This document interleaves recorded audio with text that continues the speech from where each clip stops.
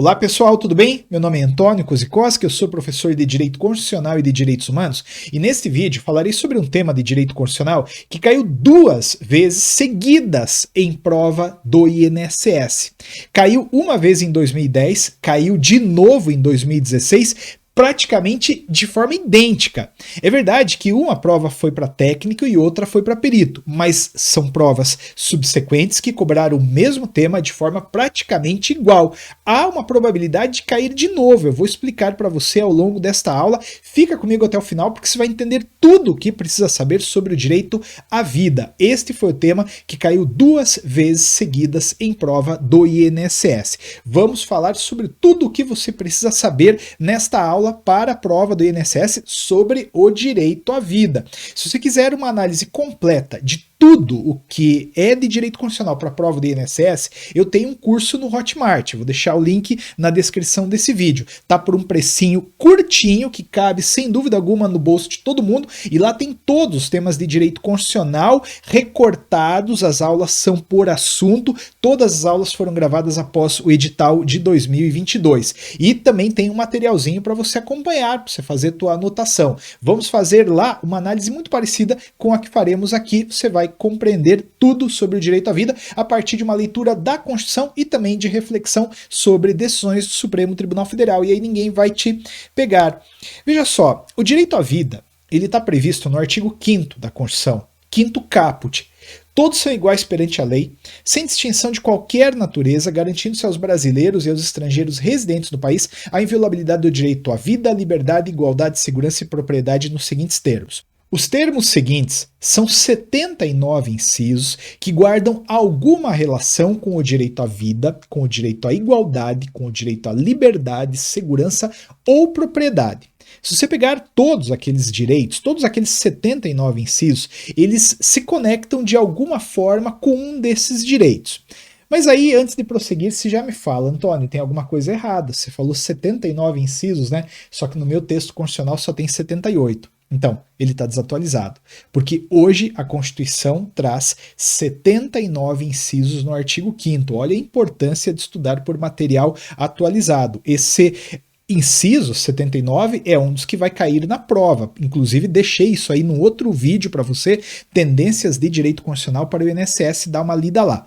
Agora, aqui, no direito à vida, o que importa é perceber que o texto constitucional não indica quando a vida surge. O texto constitucional não fala que a vida surge aqui ou acolá. E não fala porque tem toda uma questão médica por detrás, a própria medicina não sabe muito bem quando é o marco inicial do direito à vida, tem uma divergência muito grande.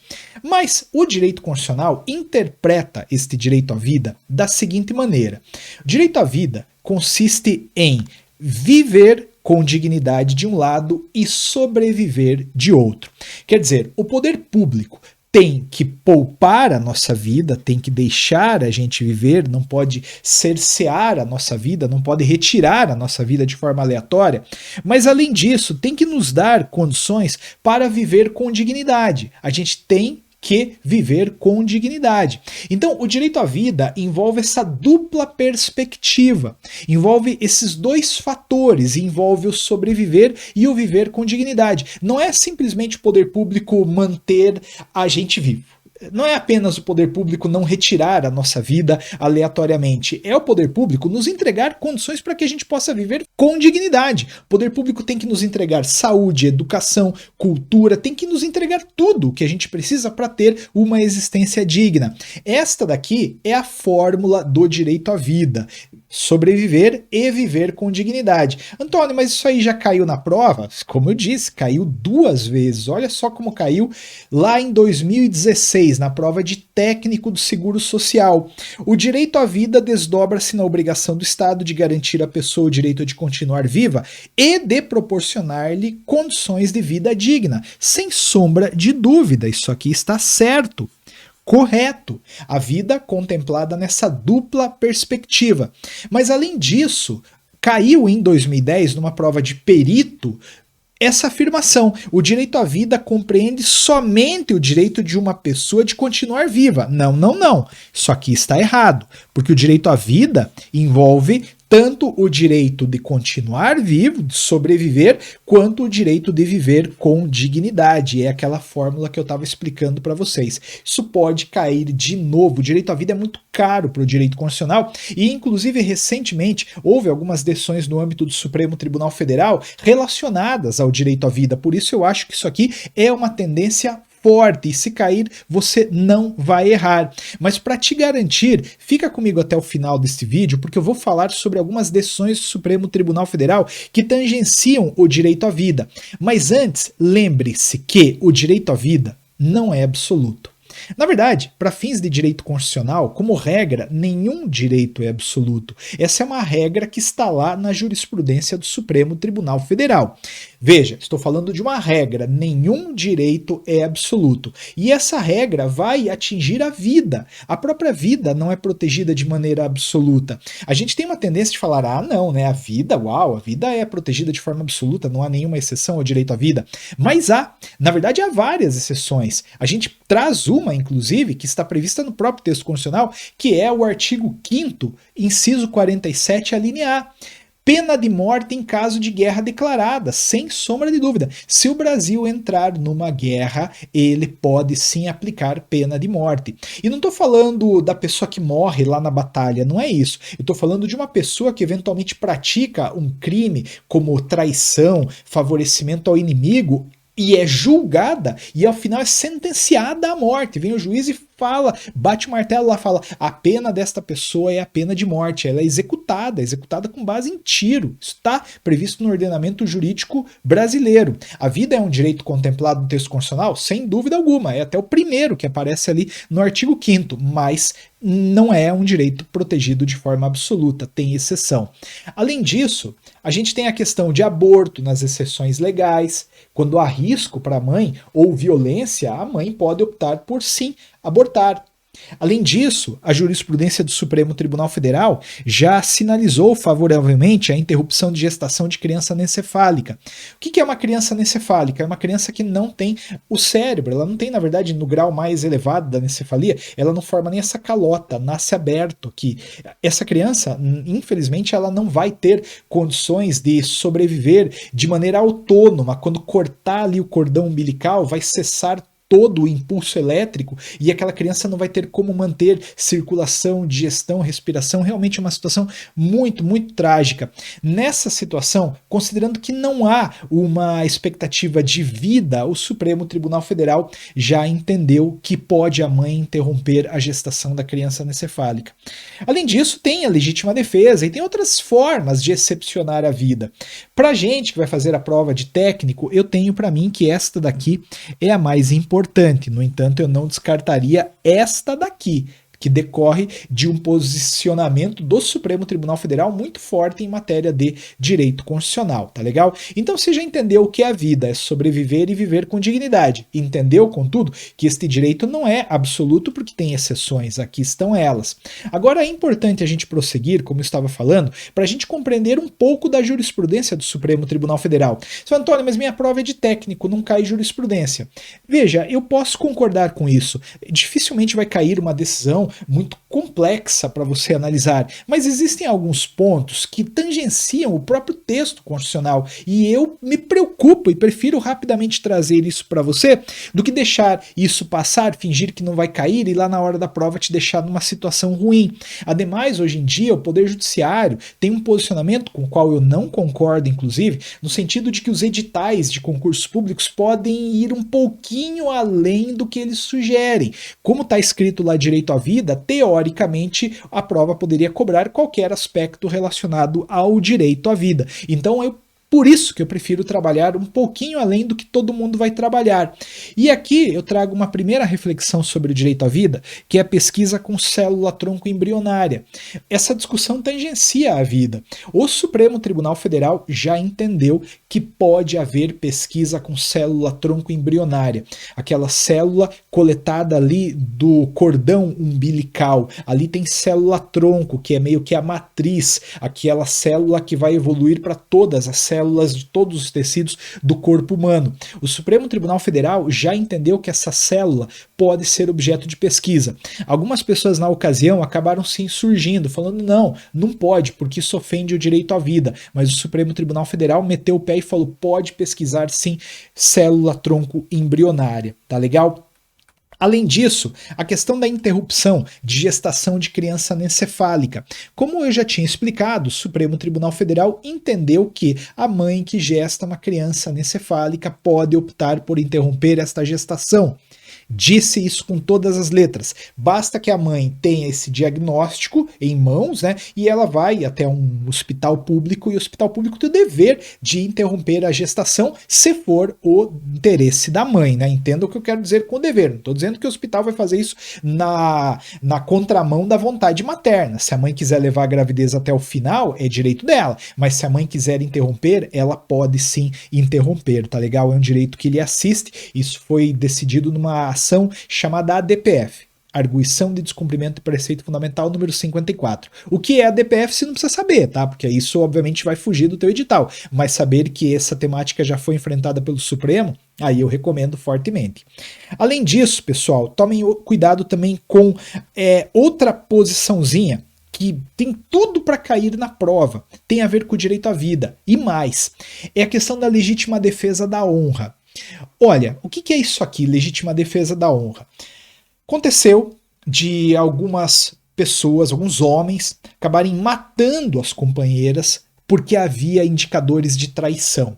Então a mulher traía lá o rapaz, e aí para lavar a honra, ia lá e matava. E aí, no âmbito de um julgamento no Poder Judiciário, alegava a legítima defesa da honra. Fala, não, eu matei porque ela me traiu. Escuta, o Supremo Tribunal Federal já disse que não há como sustentar a legítima defesa da honra como algo para amparar este assassinato, este homicídio, este feminicídio.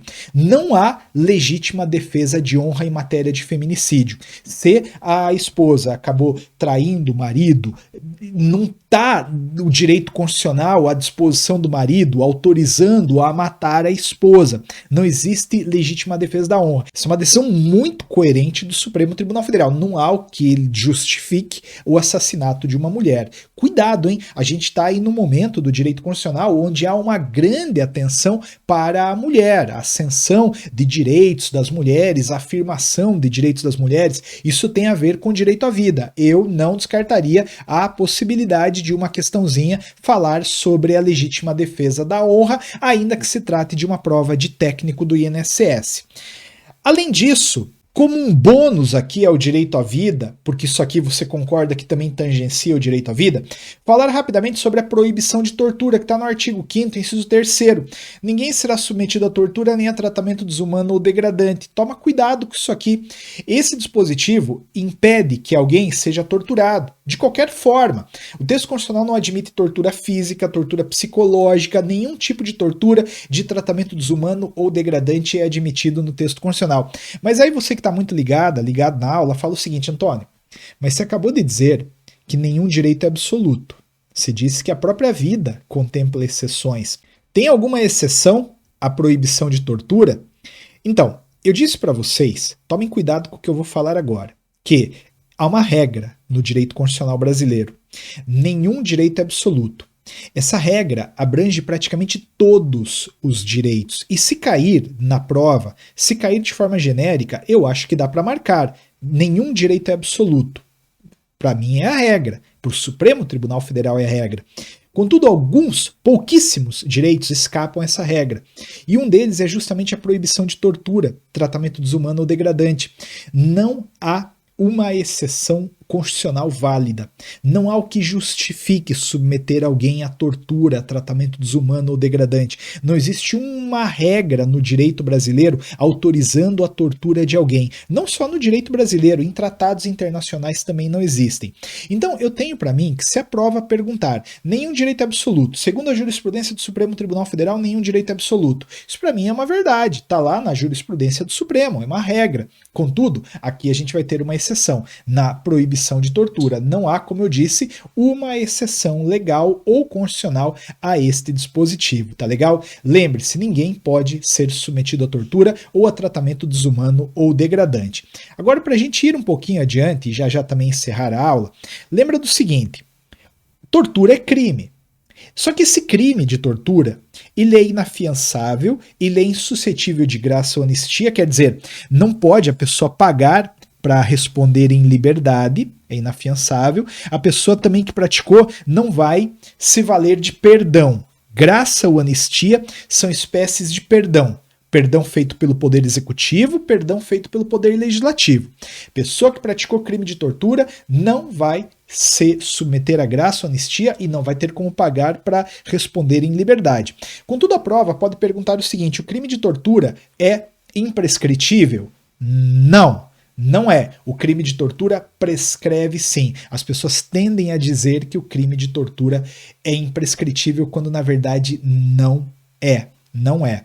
E aí, pessoal, um desdobramento dessa previsão aqui é a súmula vinculante número 11. Pode cair na prova.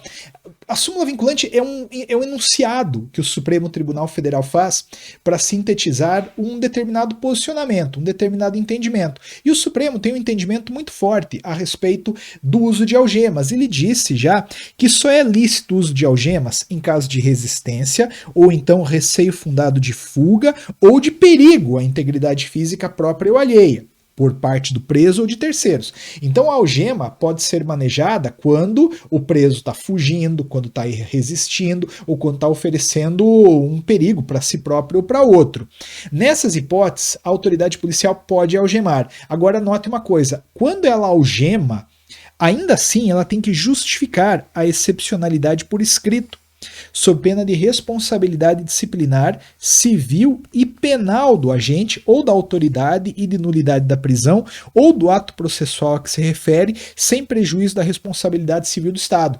O policial que algema uma pessoa sem razão vai arrumar um problema para si muito grande, porque haverá toda essa sorte aqui de responsabilidade disciplinar, civil e penal. Tá legal? E o ato pode ser nulo, responsabilidade civil do Estado e por aí vai.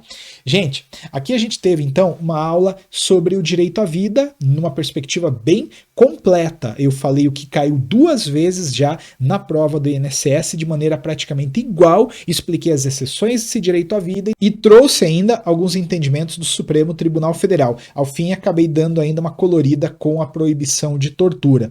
Se você gostou dessa aula, deixa seu comentário, se inscreve no canal também, é uma grande gentileza que você faz. Eu vou deixar também aqui cards no final deste vídeo, indicando uma aula sobre questões, resolução de questões, outro card de tendências, dá uma olhadinha, deixa seu comentário, me ajuda a fazer este canal crescer. E como eu disse, né, se você quiser também, você pode comprar o curso ali no Hotmart. Se não quiser comprar, você vai ter conteúdo disponível sempre aqui no meu canal do YouTube e também lá no meu Instagram. É só seguir que você não vai perder nada de direito constitucional. Muitíssimo obrigado, um grande abraço, tudo de bom, nos vemos na próxima aula de Direito Constitucional.